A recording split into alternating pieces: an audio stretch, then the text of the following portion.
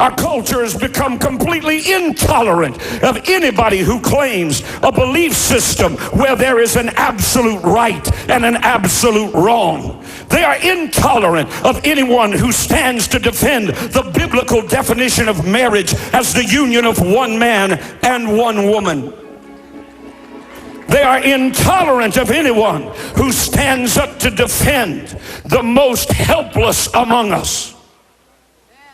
Anyone who stands up to defend the sanctity, the dignity, the value of human life. We are now deemed worse than politically incorrect. We have become, in fact, culturally incorrect. And today, I will expose perhaps the greatest hypocrisy of this tolerance-touting culture and prove to you once and for all that underneath their smiles of inclusion lurks the sinister sword of segregation, of racism, of genocide.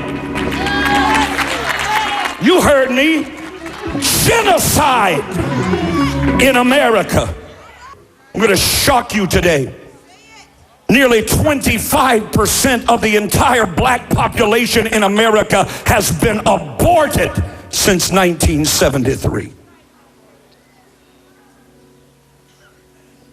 As astonishing, as unbelievable as those statistics are, here's the most astounding fact. Even though we don't consent to it, and up to now most tax-paying Americans haven't even known about it, you and I help pay for every one of those deaths with our tax dollars through government grants to Planned Parenthood. You're quiet.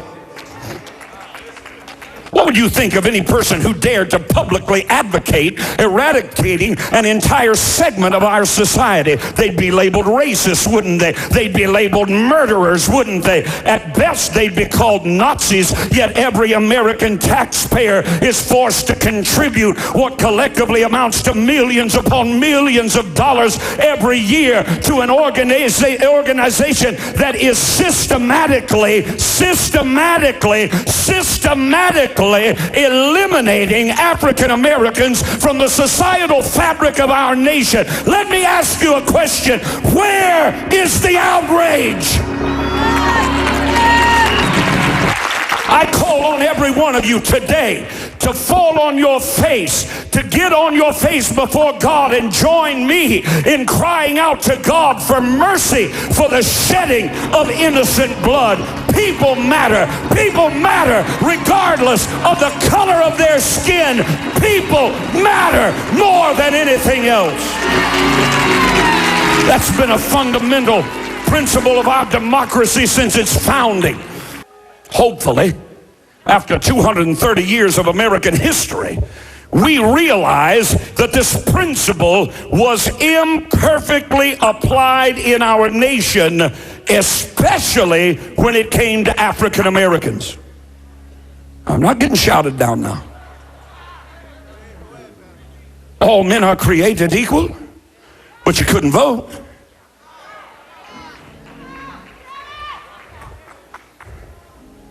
In fact, Dred Scott would say you still can't. Dred Scott would say you're still nothing more than an animal. And so does Roe versus Wade. And African Americans have become the preferred prey of the abortion industry. This is a Center for Moral Clarity moment. Tuesday, February 5th is not your average Tuesday. How super is Tuesday? One of the two candidates who emerges victorious will be our next president. This individual will appoint a cabinet to manage all of our federal agencies. He or she will nominate Supreme Court justices, sign or veto legislation protecting the rights to life for unborn children, and command our armed forces. While Rod Parsley, founder and president of the Center for Moral Clarity, will not tell you who to vote for or against, it is important that you do your research. Apply biblical principles and allow prayer to be your guide as you choose the candidate best suited to lead our nation. Our democracy is too important for Christians to be silent anymore.